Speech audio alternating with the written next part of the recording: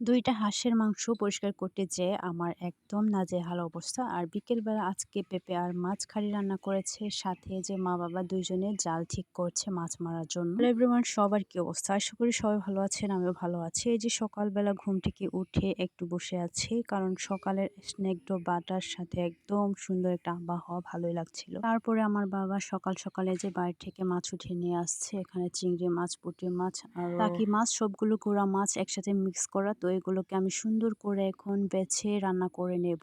মাছগুলো কাটা বেছা করার পরে এই যে সকালবেলা ১ কাপ চা খাচ্ছিলাম। চা খাওয়ার পরে কেন জানি আজকে খুবই খারাপ লাগছিল, একদমই ভালো লাগছিল না। সেই যাই হোক, খারাপ লাগলেও ১ মগ চা খেয়ে নিলাম। তারপরে এই যে হাঁস ২ টা নিয়ে আসছে বাজার থেকে, এই হাঁস ২ টা দৌড়াদৌড়ি করতেছিল। তো এগুলোকে ধরে নিয়ে কেটে এখন সুন্দর করে লোমগুলো পরিষ্কার করে নিয়েছি।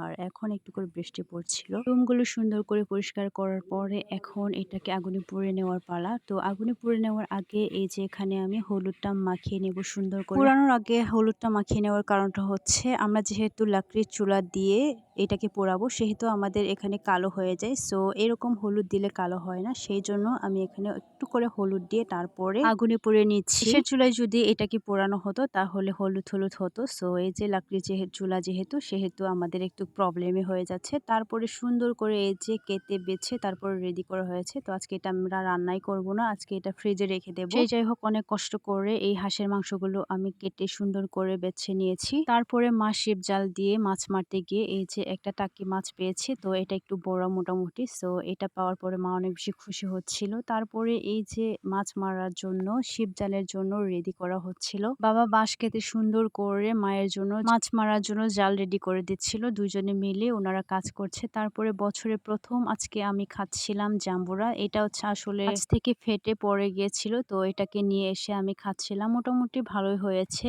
এটা আমি একা একা খাচ্ছিলাম যেহেতু আমার ছোট বোন আসছে আজকে বাড়িতে। তার জন্য না দিয়ে খাচ্ছিলাম। কারণটা হচ্ছে অর্ধেক ভালো, অর্ধেকটা হচ্ছে পচে গেছে সেই জন্য। জাম্বুরা খাওয়া শেষ করার পরে এই যে রাতের জন্য রান্না করছি পেঁপে আর মাছ, পাঙ্গাস মাছ সাথে পেঁপে দিয়ে কারি রান্না করছি। এটা হচ্ছে আমাদের অনেক পছন্দের খাবার। আর এই খাবারগুলো আসলে আমরা অনেক সুস্বাদু তৃপ্তি সহকারে খেয়ে থাকি। আজকে এই পর্যন্ত, সবাই ভালো থাকুন, সুস্থ থাকুন। Tata, bye bye.